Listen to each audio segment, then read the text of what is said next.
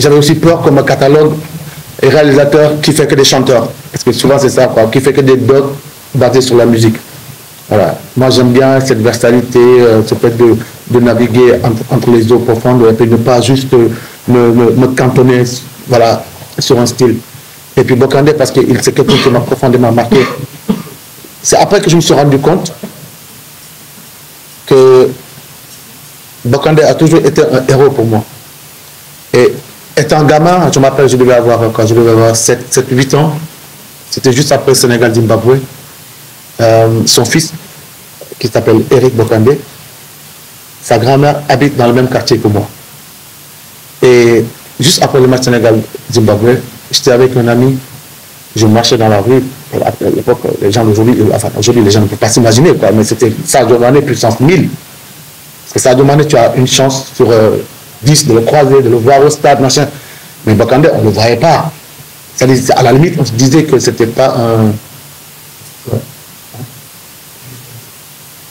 Comment? Ok. On disait que Bokandé, c'était déjà une légende et il n'était pas accessible. Et voilà que moi, le petit garçon que je suis, je marche dans la rue et tout d'un coup, je vois une voiture qui se gare, je vois un mec qui sort avec les locks et tout, il a un gilet et tout, et il est en jean, mais je reste subjugué, frigorifié, j'ai le cœur qui bat à 200 à l'heure. J'étais avec un pote, mais on était ébahis. En plus, il n'y avait personne dans la rue.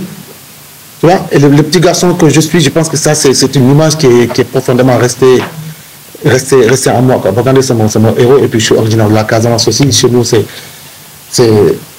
Esamaï, quoi. C'est vraiment celui qui nous a rendu notre fierté. Quand je dis notre fierté, c'est la fierté de tout le peuple sénégalais.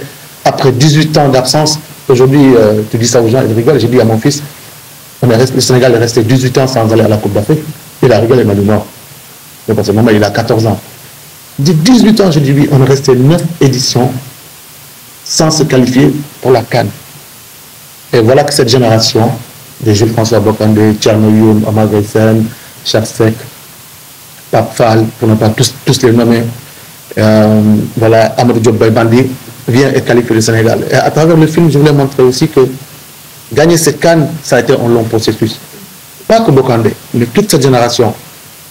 Vraiment, ils ont tout donné pour qu'aujourd'hui le Sénégal puisse avoir cette première étoile qui était vraiment inespérée. Bravo, il est de la Casamance, François Bokandé, et comme il dit souvent, Casamance au Bandou. À fond. Et c'était donc très important d'avoir ce film ici à l'étape de l'évolution du Sénégalais, à l'étape de la vie de la nation. Comme il a dit, ce match contre le Zimbabwe en 1985 a été un tournant. Et c'est là qu'on peut réellement dire que le processus qui a mené à cette coupe qu'on a eue il y a 2 ans s'est enclenché. Donc c'est un immense plaisir d'avoir ce film ici à ce moment.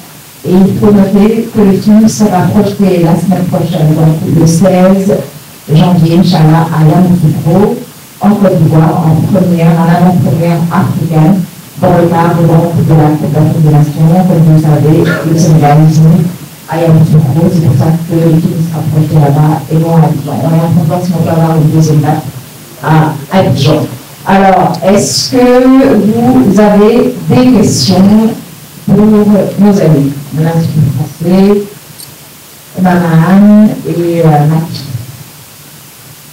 Quelle question? Oui.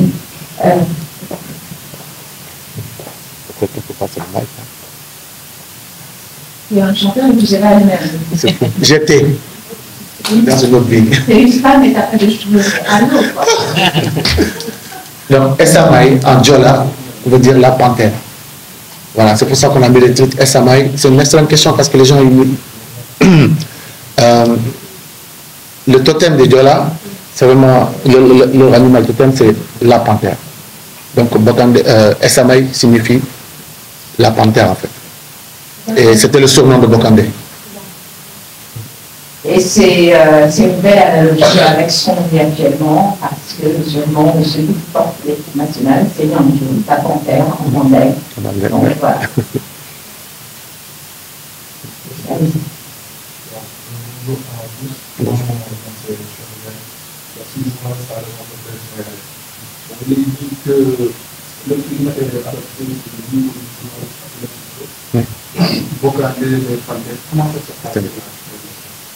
Excellente question.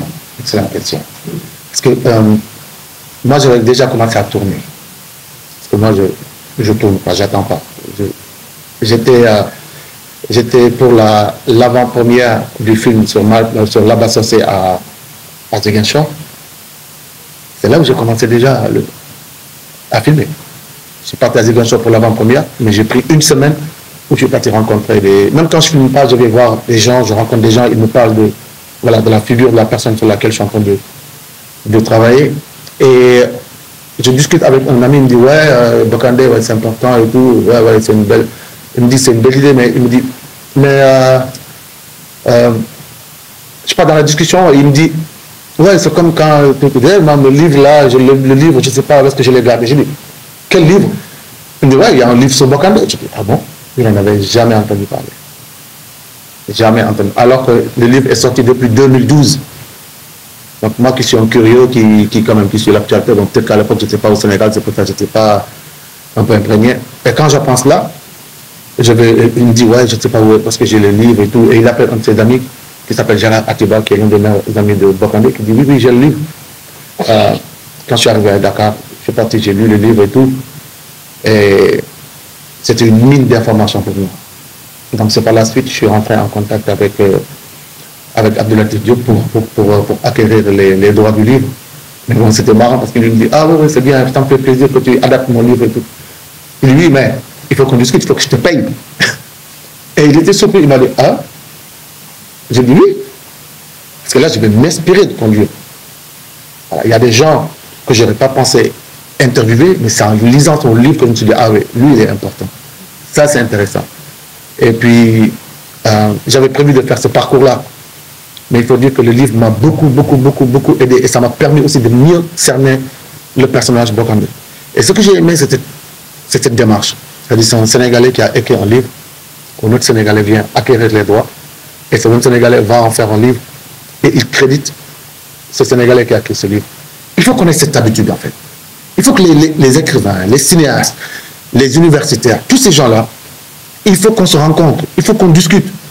Parce que le cinéma, ce n'est pas simplement un travail de prendre une caméra et puis d'appuyer, d'interviewer les gens. Non, derrière, il y a un long processus d'écriture. Voilà. Et qui de mieux que les écrivains? C'est pour ça que c'est important. Là, j'ai vu, je découvre des choses. Il y a un livre aussi sur Thione Seck. Mais je ne savais pas. Mais quand et pareil, je vais faire la même chose. Je vais aller voir cet écrivain-là, je vais discuter avec lui. Si on tombe d'accord, je vais acquérir les droits. Et puis, bon, par contre, je ne suis pas sûr que je vais le réaliser parce que moi, je suis épuisé. L'idée, c'est de prendre d'autres réalisateurs. Il faut qu'on ait cette habitude d'aller prendre des droits, de prendre un réalisateur. Par exemple, je prends pas de camp de Senghor ou je ne sais pas moi qui. Et je dis, voilà, j'ai ces droits-là. On va chercher les fonds. Et puis toi, tu réalises. C'est ça aussi le cinéma. Et Abdoulatif Diop, encore une fois, je ne le remercierai jamais assez. Il aurait pu se dire, donne-moi 20 millions, donne-moi... Il me dit, ok. Déjà, moi, je suis j'aime ta franchise. J'aime ta franchise. Le fait même que tu me demandes l'autorisation d'adapter mon livre, ça me touche. Écoute, voilà, on va y aller.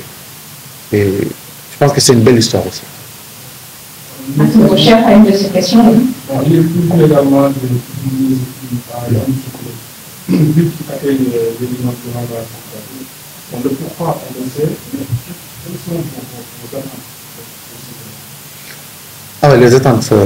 Que le film soit tout simplement vu, hein, que les gens viennent et qu'on est en pleine Cannes, c'est aussi une façon de se remémorer cette belle époque. Et puis toutes ces figures, je dis, bon, c'est vrai que c'est pas que sur Bokandé le film, hein, c'est sur toute une génération, mais Bokandé reste le point central, la figure centrale.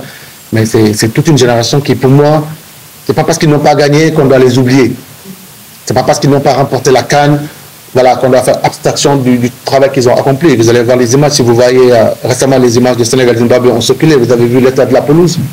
Voilà, que ce soit Amadou Diop Bandi, que ce soit Thierno Youm, Personnam, Joseph Koto, Jules, et toute cette génération-là nous ont valu beaucoup de satisfaction. Et on doit les respecter, on doit leur faire honneur. Parce que moi je trouve dommage même aujourd'hui on va donner le drapeau, je ne sais pas comment ils appellent ça, la cérémonie du drapeau. Moi, j'aurais aimé qu'on les invite, par exemple. Tu vois, et ces gens-là, on ne les voit pas. Même quand le Sénégal joue, on les voit très peu. On les voit très peu sur le plateau. Le Sénégal a un vrai problème avec sa mémoire. Le Sénégal a un vrai problème avec son passé. C'est là où le cinéma peut jouer un grand rôle. Voilà, faire prendre conscience aux gens. Moi, j'ai une amie, elle a vu le film, et elle m'appelait, elle était en larmes, quoi. Je dis, mais je suis ignorante, je suis bête. Je dis, non, on ne t'a pas appris, on ne t'a pas dit, on ne t'a pas expliqué. Même moi, je me suis rendu compte que je ne connaissais pas Bokandé. J'en ai parlé avec maman, je dis, c'est en faisant ce film que j'ai découvert véritablement le personnage.